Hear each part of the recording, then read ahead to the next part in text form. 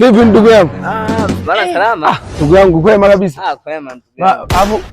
Bana ndugu yangu wewe kama wa nyumbani au wewe wa Mkaya? Mimi wa nyumbani kabisa. Wa nyumbani. Ndugu yangu unaona umeendea. Na umenimali dili gari ndugu yangu. Tunazidi kupendeza na kwa weupe. Kweli ndugu yangu. Kwa mwanangu ulinunua safi kabisa kabili gari. Tuma kabisa na. Lakini sasa mbona umepauka? Weupe tunachokota. Salama.